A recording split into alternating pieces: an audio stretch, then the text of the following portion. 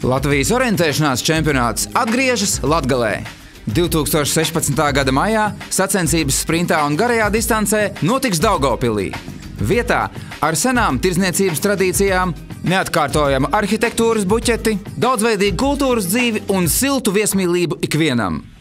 Sprinta sacensības šeit tiks rīkotas pirmoreiz vēsturē, un tas notiks ekskluzīvajā Daugavpils cietokšņu teritorijā. Vienīgais nocietinājums Austrumeiropā, kas saglabājies tik autentisks, un senajos mūros arī tiks noskaidroti jaunie čempioni.